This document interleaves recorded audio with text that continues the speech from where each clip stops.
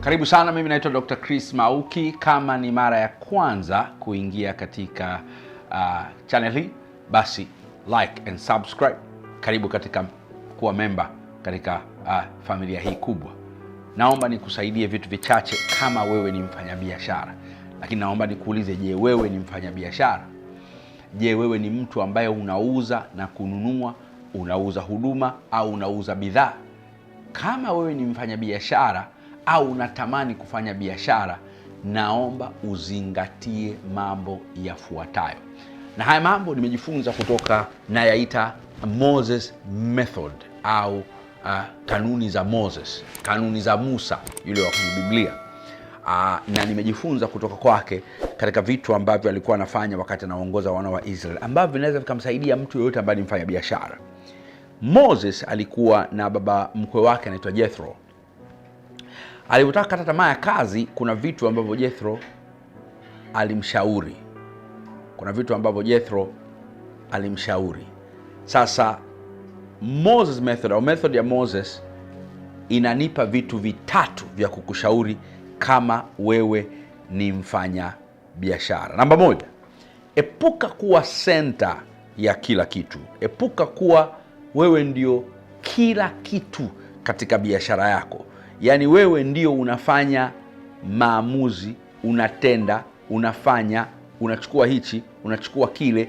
Epuka kuwa wewe ndio center ya kila kitu. Jifunze kudelegate. Jifunze kuwapa watu wengine wafanye baadhi ya activities. Jifunze kuwapa watu wengine wakusaidie. Jifunze kuwapa watu wengine wakusaidie kufanya maamuzi. Mkipartner vizuri, mnaweza mkufanya kazi yenu vizuri kuliko wewe ukawa ndio kila kitu, na hata umeweka watu lakini maamuzi na kila kitu na utendaji ni kama unafanya wewe mwenyewe. Don't you do that. Itakusumbua na itakulemea na biashara yako itakufa. Namba mbili, hakikisha unajitengenezea watu au mtu wa kukushauri. Usitegemee akili yako na kichwa chako peke yako. Ndio maana kama ni biashara na makampuni yanashauriwa kuwa na watu wanaitwa board of directors. Yanashauriwa kuwa na watu wanaitwa board of advisors. Yanashauriwa kuwa na watu au unaweza kuwa na mtu anaitwa mentor. Mtu ambaye hufanyi maamuzi peke yako yote, ila utategemea pia ushauri kutokea kwako. Usitegemee akili na mawazo yako peke yako. Pata watu wa kukushauri kwenye biashara au kitu unachokifanya. Namba tatu, jenga mifumo, build systems kwenye biashara yako. Tengeneza mifumo itakayofanya hata ukiwa haupo unaweza ukajua nini kinaendelea. Tengeneza mifumo itakayofanya biashara yako hata wewe ukiwa haupo inaweza kwenda. Inawezekana ikawa ni seti ya watu walivyopangwa, vitu vikao vinaendelea hata kama wewe upo. Inawezekana ikawa ni systems za kiteknolojia zitakazofanya wewe ukaendelea kufanya vizuri.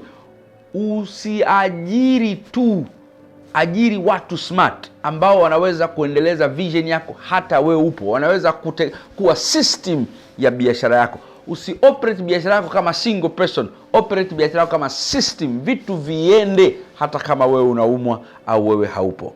Lakini cha mwisho, usiajiri tu, hakikisha una empower watu. Usitegemee tu naajiri tu watu smart au naajiri tu watu. Hapana. Mara kwa mara tengeneza namna ya kuempower. Don't just employ, empower. Usiemploy tu. Ya kwanza employ, ya pili empower. Usiajiri tu, wezesha. Wale watu unaowaajiri au unawapa kazi, whether ni biashara kadogo au ya kati au kubwa, hakikisha unawa empower, unawawezesha, unawafundisha, unawapa training, unawapa empowerment, unawapa team building skills. Uelewa wao na ujuzi wao unavyoongezeka, watakuwa faida katika biashara yako. Watafaidi wao skills, lakini atakayefaidi zaidi ni wewe na biashara yako. Haya mambo yatakusaidia wakati unafanya biashara yoyote ile, whether unafanya biashara au unatamani kuingia kwenye biashara. Nimeyaita mambo haya manne Moses Method. Inatokana na Moses au mambo ambayo Musa alikuwa anayafanya alipokuwa na wana wa Israeli wakati anatamani kuchoka, mpaka wakati ambapo alikuwa anafurahia ile safari kwa kufanya haya mambo. Naitwa Dr. Chris Mauki. Usikose video yangu nyingine. Ziko nyingi sana.